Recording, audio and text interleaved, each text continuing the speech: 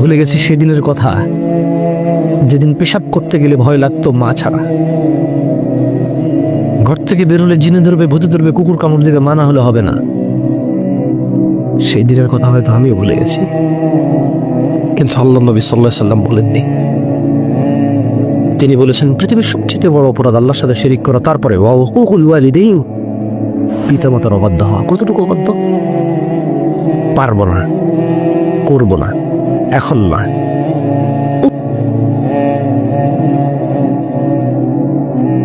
এইটা পর্যন্ত অবাধ্য। কত বৃদ্ধা এখনো ঘরে শুয়ে আছে, ছেলে ঘরে ঢুকে ঠিকই তার বাচ্চার মুখে চুমু খায়, তার মাকে দেখতে যায় না, পাশের রুমেই মা। কত বৃদ্ধ এখনো আজকে এখানে আসতে পারেনি, ছেলে চাইলে তার বাপকে কোলে করে নিয়ে আসতে পারত। খুব শৌখিন ছিল, খুব হাঁটতো, এমন কোনো ওয়াজ মাহফিল ছিল না, যেত না। পায়ের ব্যথা, আসতে পারেনি। ছেলে বিরক্ত হবে, রিক্সায় করে নিয়ে আসতে পারেনি।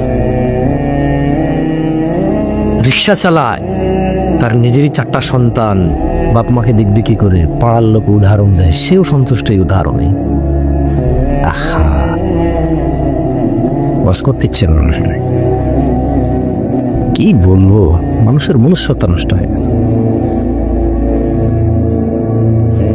সব ওয়াজ মাহফিলে ছেলের বউ দোষ দেয়। আমি তো ছেলের বউ দোষ দেব না, কারণ ছেলের বউ আরেক বেটার মেয়ে, আরেক বেটারকে সেবা যত্ন করবে। আমার মা বাপ, আমি সেবা যত্ন করবো। বউ যদি মনে করে যে সেবা যত্ন করবে না, আমি সেবা যত্ন করবো। এবার বউ যদি মনে করে ইনকাম লাগবে, তো আমি তো বের হতে হবে, তুমি করো।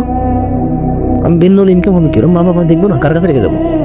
বউ যদি নিশ্চয়তা যে আপনি যান, আমি আসি, ইনকাম করেন, তাই না, আমি যাবো। সমস্যা কোথায়? বউ চালাকি করলে বউর সাথে চালাকি করো। তো কাজে আজকে যাবো না, আব্বার সাথে বসে থাকবো। বলবো কাজে না গেলে বাপের কি খাওয়াবে? ধর খাওয়াবে না, আমি বস, আমার বাপও বস। আব্বা আপনি পারবেন না? বলবো যে ছেলে তুই না খেলে আমি না খেয়ে থাকতে পারবো বেশি। ছোটবেলায় মাছের মাথা ছাড়া খেতাম না, তুই জন্মের পরে তোর পাতে তোর দাদি দিত, আমার পাতে আমি তোর পাতে দিয়ে দিতাম। ওই তোর জন্য স্যাক্রিফাইস করার আমার আরো 50 বছর আগের অভ্যাস। নতুন করে শিখতে হবে না তোর জন্য না খেয়ে থাকা। যাই হোক, পৃথিবীর সবচেয়ে বড় অপরাধ কি বলেন তো? প্রথম অপরাধ, তারপরের বড় অপরাধ কি? ওয়াজালাসা ওয়া কানা মুত্তাকিয়ান ফাকাল, তিনি সাল্লাল্লাহু আলাইহি ওয়াসাল্লাম হেলান দিয়ে বসেছিলেন। এবং হেলান দিয়ে বসেছিলেন, এবার সোজা হয়ে বসলেন আল্লাহ নবী সাল্লাল্লাহু আলাইহি ওয়াসাল্লাম এবং বললেন আলা ওয়া কাউলু জুর, মিথ্যা সাক্ষ্য দেওয়া। তাহলে পৃথিবীর বড় 3টা অপরাধ পেলাম। 1, শিরিক করা। 2, 3,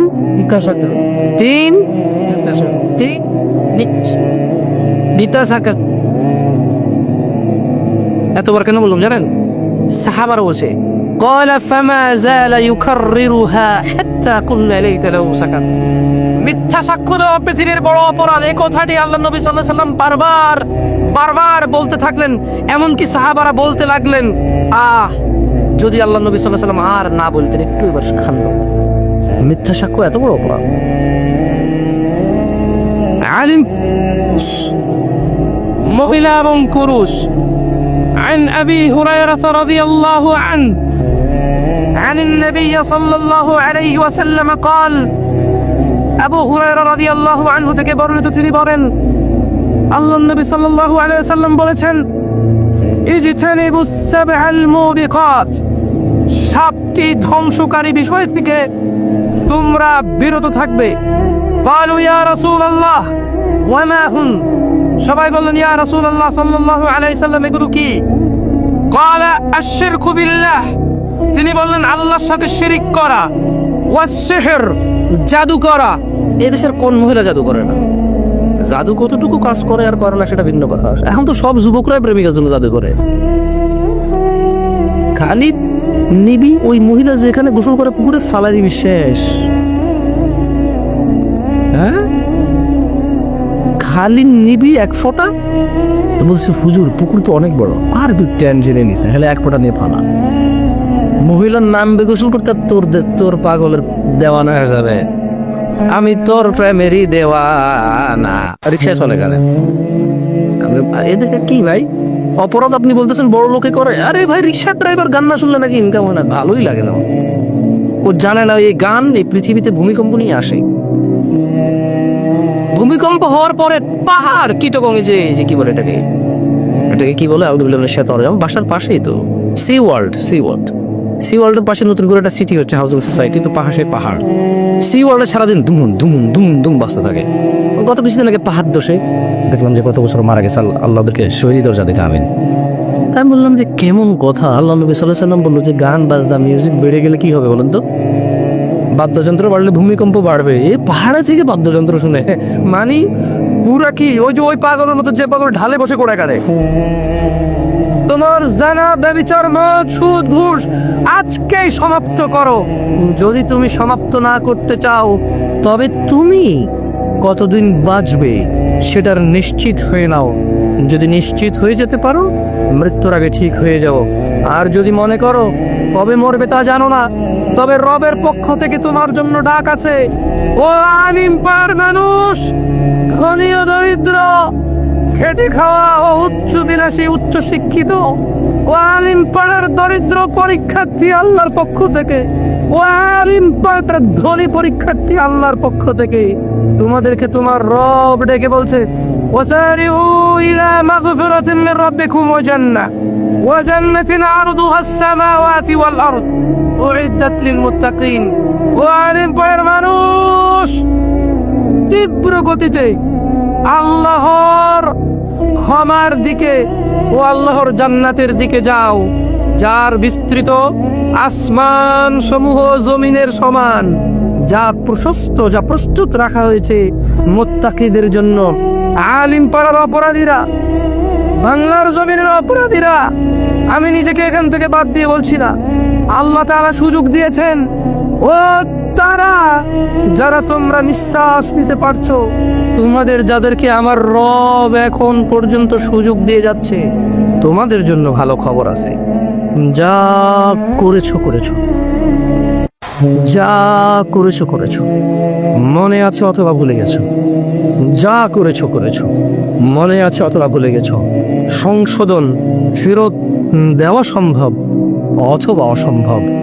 যাই করে ফেলেছো। ওয়াসারিউ ইলা মাগফিরাতিন মির রাব্বিকুম, তোমরা সবাই রবের ক্ষমার দিকে দ্রুত আসো, দ্রুত নিজেকে সংশোধন করো।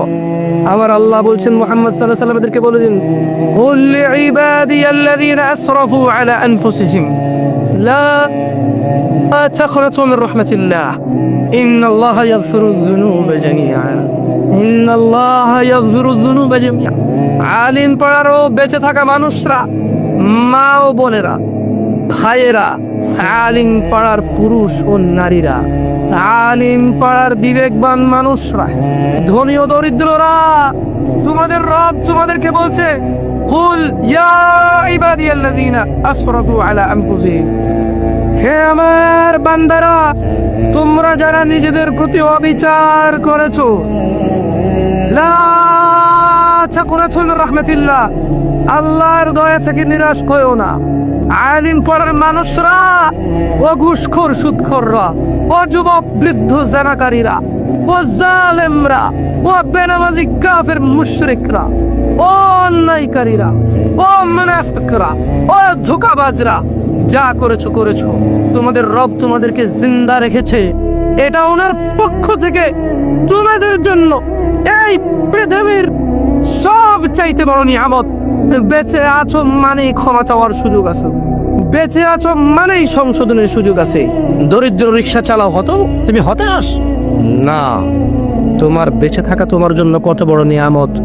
যেদিন অপরাধ সংশোধন না করে মারা যাবা, সেদিন তুমি বুঝতে পারবা।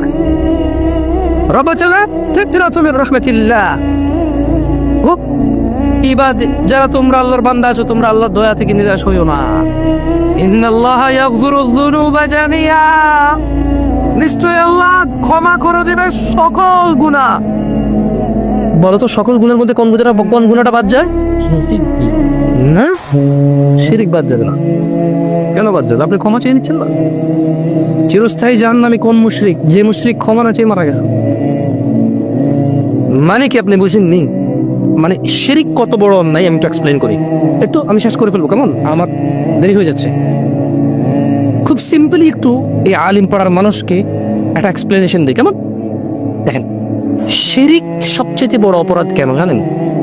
মানে একটা মানুষ যদি মুশরিক থাকে আর সে শিরিক অবস্থায় মারা যায়, বিচারের দিন তার কোনো ক্ষমা নেই। আর কি নেই তার? কোনো ক্ষমা নেই, মানে কোনো ক্ষমা নেই, কোনো মুশরিক অবস্থায় মারা গেছে। আর যদি কারোর ভিতরে শিরিক না থাকে, কি না থাকে, কিন্তু সে অন্যায় অপরাধী মারা গেছে, বিচারের দিনও চিরস্থায়ী জাহান্নামী হবে না। চিরস্থায়ী কি হবে না? জাহান্নামী হবে না। এবার আসেন, শিরিক ক্ষমা করেন আল্লাহ কখন বলেন তো? কখন? মানে মরা ব্যক্তির শিরিক আল্লাহ ক্ষমা করেন। মানে একটা লোক মরে যাওয়ার সময় মুশরিক অবস্থায় মরছে, এর আর কোনো উপায় নাই, এর আর কোনো কি নাই। কিন্তু পৃথিবীতে যত মানুষ বেঁচে আছে, জানাকারী হবে, মদখোর, মুশরিক, কিন্তু অপরাধ যেটাই হোক, সে যেহেতু বেঁচে আছে, ক্ষমা চাইলে কে ক্ষমা করবে? তাহলে এই আমি কেন বললাম যে এই নিঃশ্বাস, এই হায়াত পৃথিবীর সবচেয়ে বড় নেয়ামত, এবার বুঝতে পারছেন? আপনারা যারা এক্সপ্লেনেশনটা বুঝতে পারছেন? মানে এই যে আমি বলছি আল্লাহ ক্ষমা করবে না শিরিক, এছাড়া সবকিছু ক্ষমা করবে। কার জন্য? মৃত ব্যক্তির, যার ফলাফল আসবে শিরিক অবস্থায় যে আসবে তার। তো যদি এরকম হয় যে আল্লাহ শিরিক ক্ষমা করবে না, তাহলে এই মক্কার কাফের মুশরিক যারা মুসলমান আছে, তারা মুসলমান কেন হয়েছে? তাহলে আগে তো মুশরিক ছিল, তারা যখন আল্লাহর কাছে ক্ষমা চাই, শিরিক মুক্ত হয়েছে, তখন কি হয়ে গেছে? তারা সাহাবী হয়ে গেছে। সুবহানাল্লাহ। আর আল্লাহ ওদের ব্যাপারে বলছে রাদিয়াল্লাহু আনহুম ওয়ারদা, আল্লাহ তাদের প্রতি সন্তুষ্ট, তারাও আল্লাহর প্রতি সন্তুষ্ট। সুবহানাল্লাহ। তাহলে আলিম পাড়ার মানুষ, আল্লাহ বলছে ইন্নাল্লাহা ইয়াগফিরুয যুনুবা জামিআ, তবে এগুলো মৃত ব্যক্তির জন্য নয়। বুঝতে পারছি? এই আয়াত মরা মানুষের লাগে কোনো কাজে আসবে না, জেতা মানুষের কাজ। কোন মানুষের কাজ? আল্লাহ কি বলছে? কুল ইয়া ইবাদিয়াল্লাযীনা আসরাফু আলা আনফুসিহিম লা তাকনাতু মির রাহমাতিল্লাহ, বলুন হে আমার বান্দাগণ, তোমরা যারা নিজেদের প্রতি অবিচার করেছো, নিজেদের প্রতি জুলুম, নিজেরা অন্যায়তে মেতে উঠেছো, আল্লাহর অনুগ্রহ হতে হতাশ হইও না।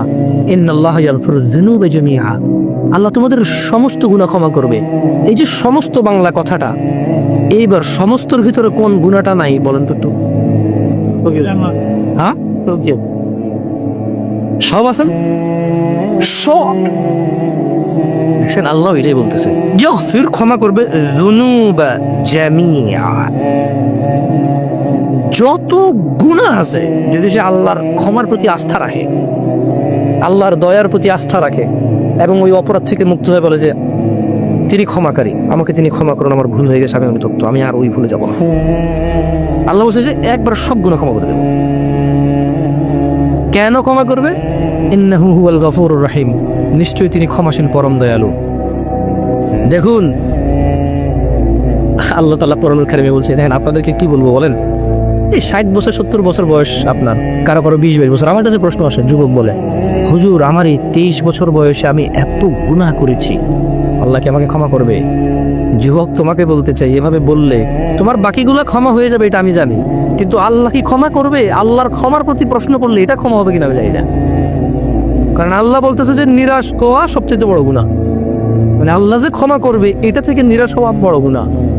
উনি সব গুনাহ ক্ষমা করবো যদি ওনার ক্ষমার প্রতি আস্থা রাখা এবং ফিরে আসো। একটা আয়াত শোনাবো এ ব্যাপারে। আচ্ছা, জামশেদ ভাই বললে কি হবে নাকি? কে বলতে হবে?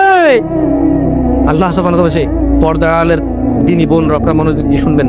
সেহের, জাদু, বেনামাজি, জেনা, ব্যভিচার, স্বামীর হক নষ্ট, স্বামীর পিতামাতার হক নষ্ট, বাবা মায়ের হক নষ্ট, নিজের ইজ্জত সম্মান, এই সমাজটাকে কলুষিত করা ছেলে এবং মেয়েদেরকে বলি, তোমরা ভালো হয়ে যাও। তোমাদের রব বলছে ইল্লা মান তাবা ওয়া আমানা ওয়া আমিলা আমালান সালিহা ফাউলাকা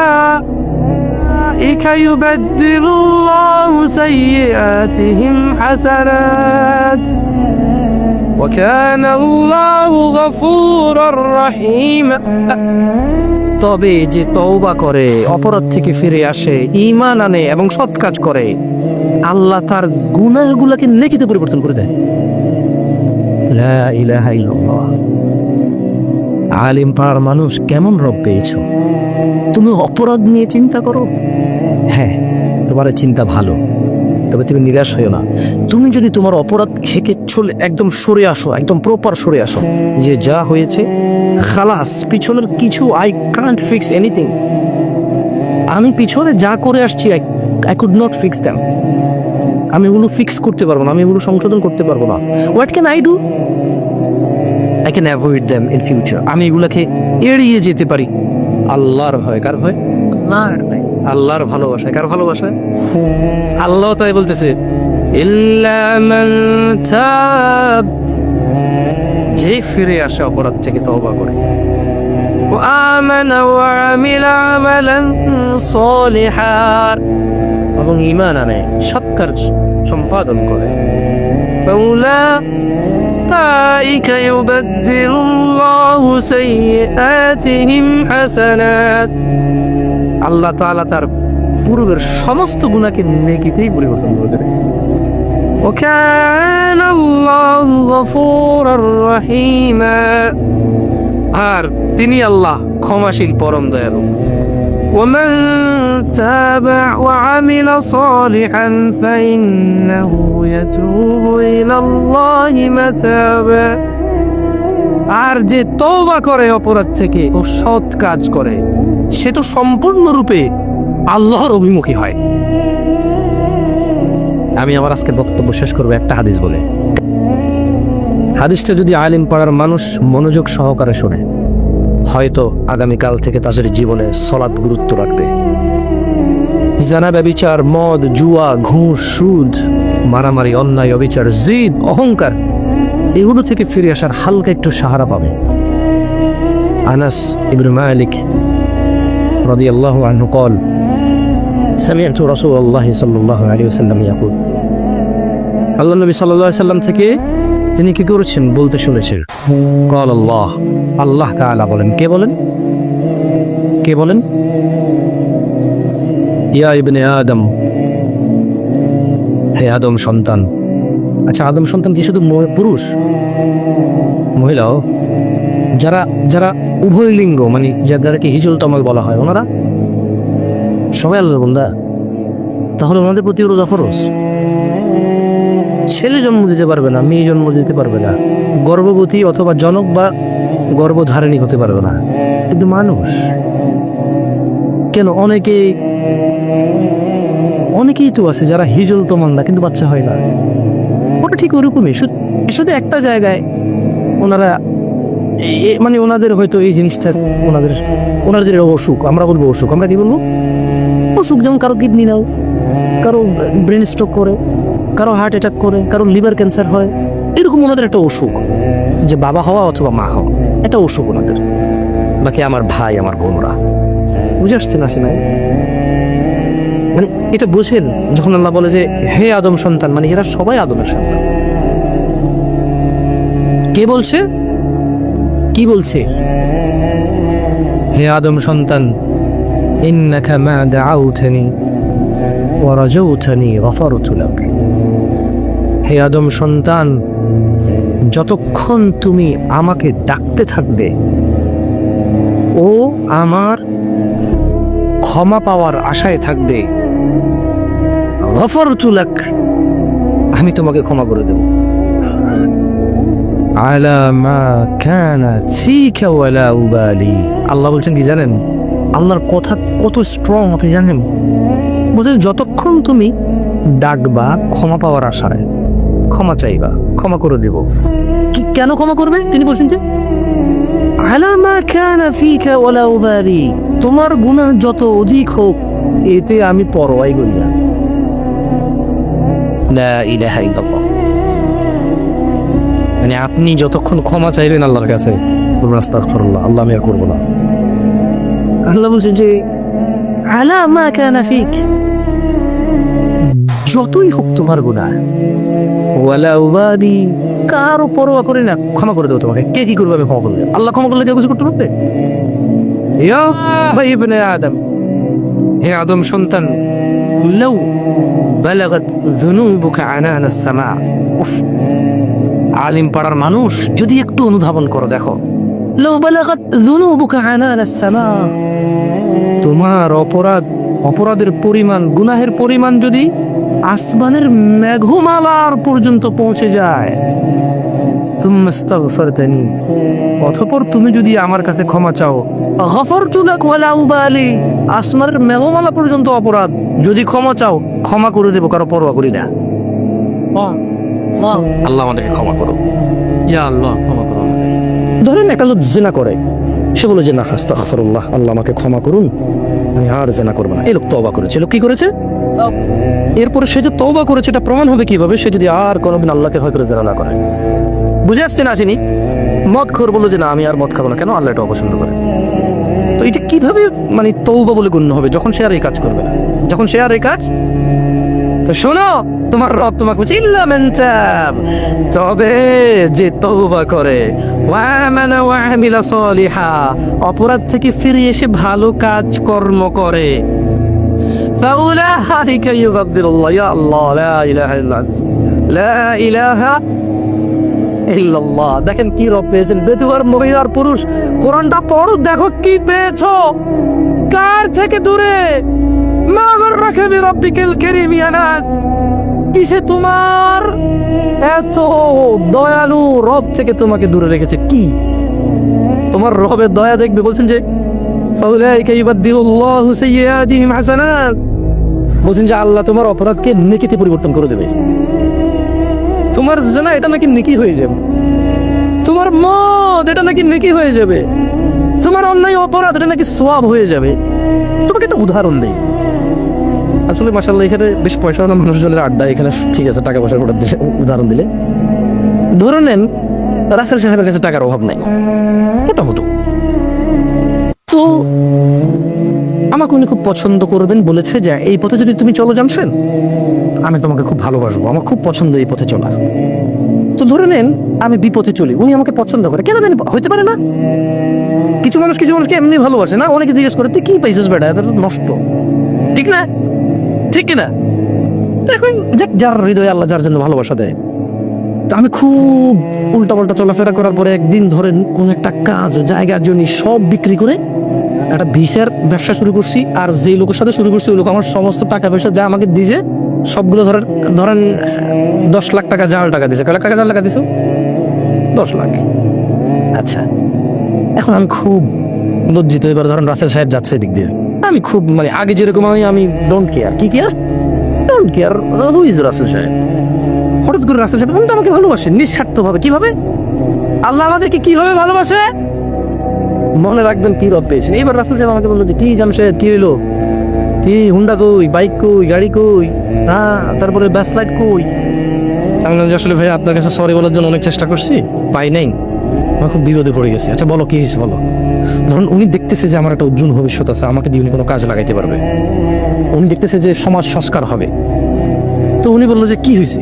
আমি বললাম যে এই 10 লক্ষ টাকা এই আমাকে জাল টাকা দিয়ে চলে গেছে, খোঁজ পাচ্ছি না, এখন আমি বাড়িতে গেলে আমার ঘর দুয়ার যা আছে সব মানুষ উঠে নিয়ে চলে যায়। তিনি বললেন যে আচ্ছা আমি তোমাকে 10 লাখ টাকার ব্যবস্থা করতেছি, তো তুমি কিন্তু আর এইসব আজে বাজে কাজে যোগ দিবা না, আর ভালো হয়ে চলবা। তো একটা মানুষ যদি ভালোবাসার কারণে কারো 10 লক্ষ টাকা জাল টাকা নিয়ে যদি ওকে আসল টাকা দিতে পারে, তাহলে কি মানুষের অপরাধকে নেগেটিভ পরিবর্তন করতে পারে না? কি রব পেয়েছো মানুষ, কি রব পেয়েছো। কার থেকে দূরে তুমি, তুমি কার কিতাব পড়ো না, তুমি কার কথা পড়ো না, তুমি দেখেছো কখনো তিনি তোমাকে কত ভালোবাসে? তিনি বলছো ওয়াকানাল্লাহু গফুরার রহিমা, তিনি বলছেন নিশ্চয়ই আল্লাহ অতীব দয়ালু ক্ষমাশীল। তাহলে তিনি তোমার অপরাধকে নেকিতে পরিবর্তন করবে কখন বলো তো?